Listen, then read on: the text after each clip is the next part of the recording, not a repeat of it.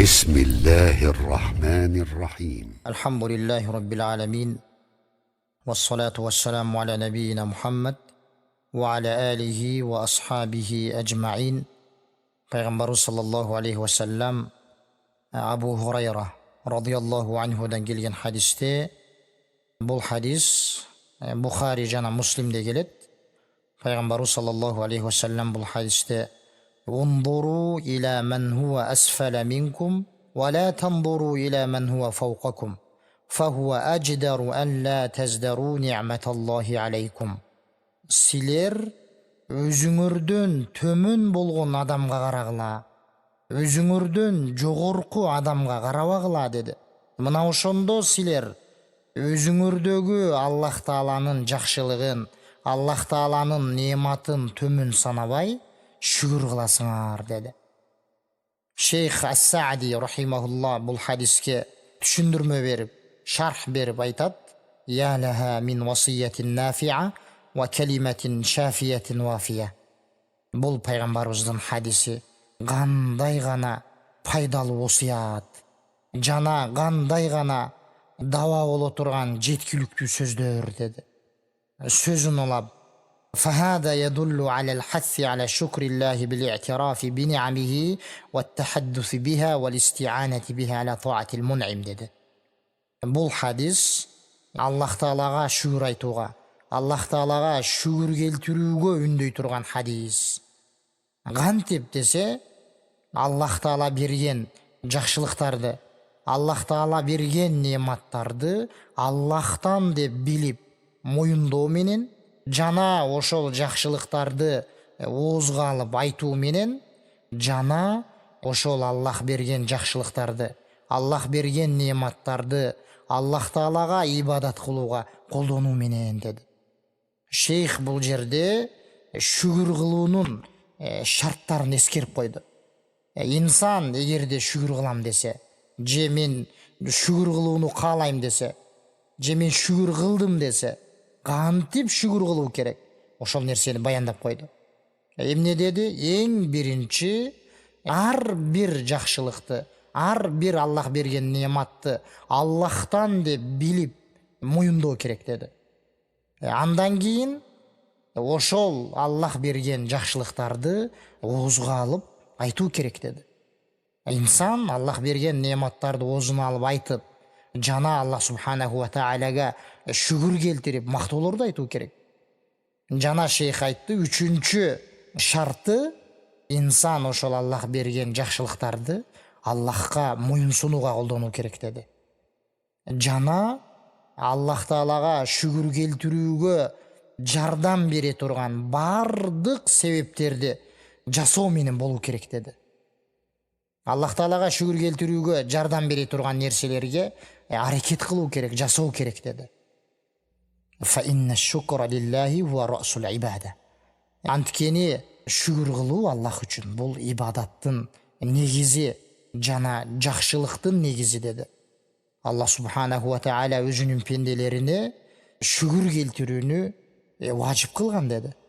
Анткени пенделердеги кандай неамат болбосун, кандай жакшылык болбосун, көзгө көрүнгөн, көрүнбөгөн, жекече же жалпыча жакшылыктар, неаматтар болсун, анын баары Аллах Тааладан деди. Аллах Таала өзү гана жакшылыктарды бере турган зат, өзү гана жамандыктарды кетире турган зат деди. Эми ушундай нерселерди жасаган Аллах Таала өзүнүн пенделери шүгүр айтууга, шүгүр келтирүүгө татыктуу болгон зат деди. Жана инсан Аллах Таалага шүгүр келтирүүгө, Аллах Таалага шүгүр айтууга жардам бере турган, жана ошол нерсеге алып бара турган ар бир себепке, ар бир нерсеге аракет кылуу керек деди. Шейх сөзүн улап, пайгамбарыбыз саллаллаху алейхи ва саллям таң калыштуу даба боло турган нерсеге жол көрсөтүп койду деди. Жана Аллах Тааланын неаматтарына, жакшылыктарына шүгүр айтууга алып бара турган күчтүү бир себепке жол көрсөтүп койду деди. Ал себеп пенде ар убакытта өзүнүн төмөн болгон адамга кароосу деди.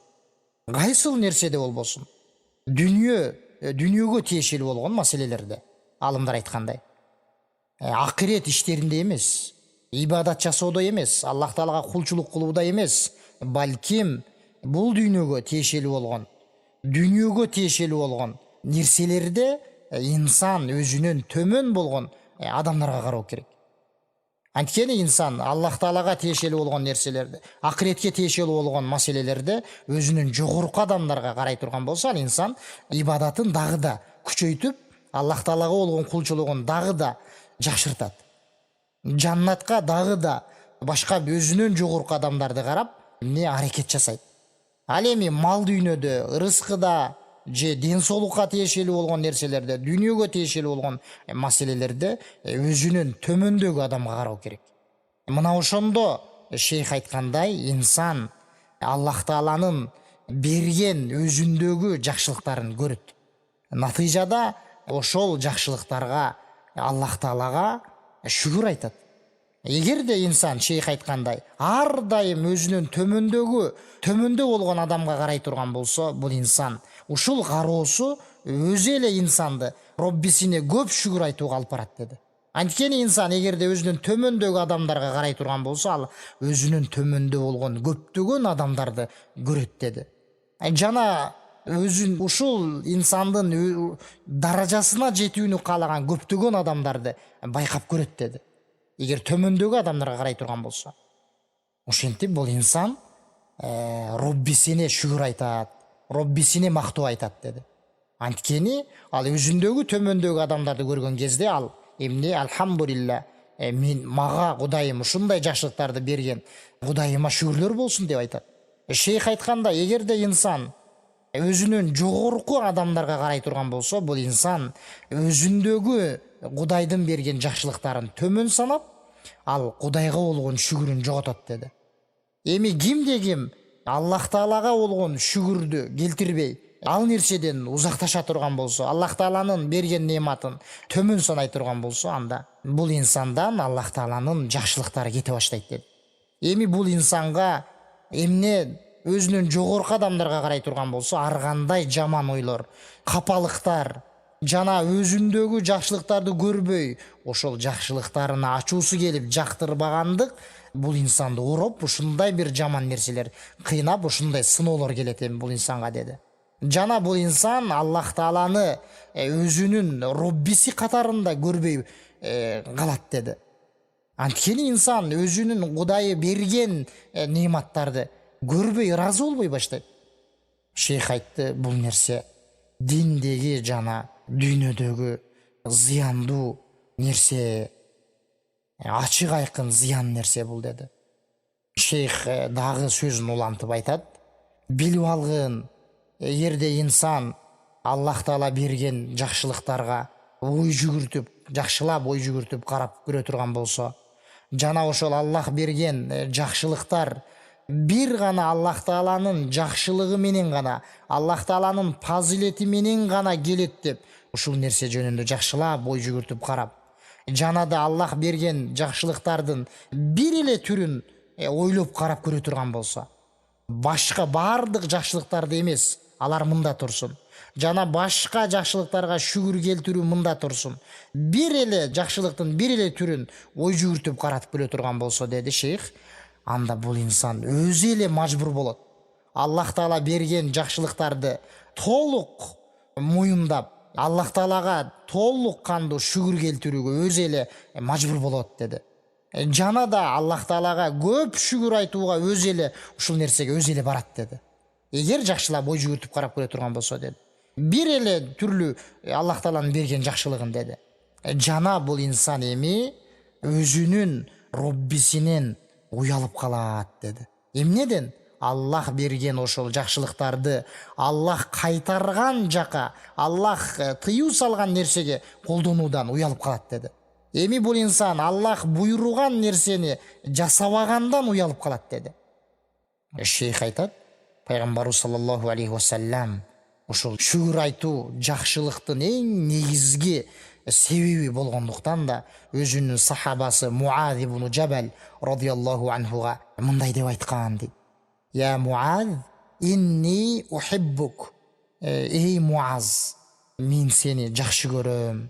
Фала тад'анна ан тaqula dubura kulli salati maktubatin Allahumma inni ala zikrika wa shukrika wa husni ibadatik.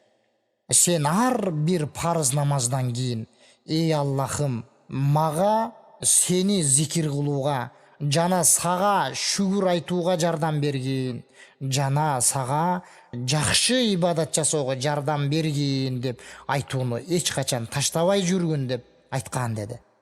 Пайғамбарымыз саллаллаху алейхи уассалам бұл хадисте емне, ей Аллахым, маға саға шүгір айтуға жардам бергин деп, эмне шүгүр ушунчалык зарыл жакшылыктын эң негизги себеби болгондуктан эч качан таштабагын деп насаатын айтты деди Муаз радиаллаху анхуга. Жана да шейх айтат, пайгамбарыбыз саллаллаху алейхи вассалам, азыркы хадис бул сахих хадис, имам Абу Дауд жана имам Насаи рахимахумулла өздөрүнүн сунандарында алып келген. Шейх сөзүн улап дагы айтат, пайгамбарыбыз саллаллаху алейхи вассалам айтат эле дуасында: Аллахумма джални лака шаккара, ей Роббим, сен мени сага көп шүгүр айтуучу кылгын, жана лака заккара, жана сага көп сени зикир айта турган, сени көп эстей турган кылгын. Аллахумма джални уаззиму шукрак ва укассиру зикрак. Ей Аллахым, мени сага көп шүгүр айта турган, жана сени көп эстей турган кылгын. Ва аттабиу нусхака ва ахфаду васиятак, жана сенин осуятыңды сактап, жана сенин буйругуңду ээрчий турган, сенин айтканыңа ээрчий турган инсан кылгын деп пайгамбарыбыз айтат эле деди. Бул дуада, бул хадисте бир аз алсыздык бар экендигин айтышкан.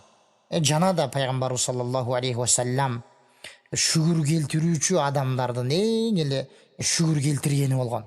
Эми шейх айтат, ушундай эң эле Аллах Таалага көп шүгүр айткан пайгамбар, адам шүгүр айтуучулардын эң эле шүгүр айтуучусу болгон пайгамбар, эми Аллах Таалага жеткиликтүү, же болбосо мен Аллах Таалага шүгүр айтууда толук кандуу, же өзүм мен алсыздык кылып атам деп мойнуна алып атат дейт өзүнүн дуасында пайгамбарыбыз. Ал дуасы: ла ухси санаан алейк анта кама аснайта аля нафсик. Ей Аллахым, мен сага мактоону, шүгүрдү, сага ылайыктуу бир жеткиликтүү айтып санап бүт албаймын. Сен өзүңө кандай мактоо айтсаң ошондой затсың деп айтат эле дейт. Бул дуа имам Муслим рахимахулла чыгарган. Пайгамбар саллаллаху алейхи вассалам: ла ухси санаан алейк анта кама аснайта аля нафсик деп айтат эле. Ошондуктан инсан Пайгамбар саллаллаху алейхи вассалам хадисинде айткандай, азыркы алымдын түшүндүрмөсүндө айтылгандай, инсан ар дайым ушул пайгамбарыбыздын айткан хадисин кармануу керек. Эгерде бекем кармана турган болсо, ар дайым акырет иштеринде эмес, сооп иштерде эмес, жөнөкөй дүйнө маселелеринде өзүнөн төмөн болгон адамга карай турган болсо, ар дайым эмне Роббисине болгон шүгүрү күчөп, ал Аллахка болгон шүгүр келтирүүсү өсүп барат. Жана бул нерсеси инсанды ар дайым дагы да жакшылыктарга, Аллах Таалага шүгүр келтирип, Аллах Тааланын буга дагы да неаматтары, жакшылыктары көбөйүүсүн алып барат. Ушул нерсени ар дайым инсан өзүнө бекем кармануу керек. Аллах субханаху ва таала баарыбызды өзүнө шүгүр келтирүүчү инсандардан кылсын.